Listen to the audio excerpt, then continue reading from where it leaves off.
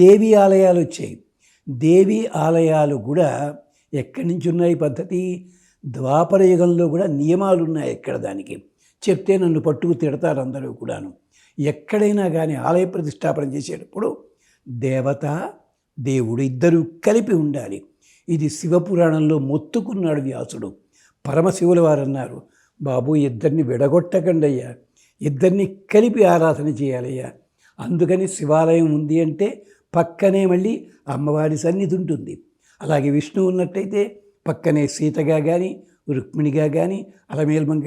ఇది ఈ ధ్వజస్తంభం గొప్పతనం ఏమిటంటే దేవతలందరినీ కూడా ఆహ్వానిస్తుంది.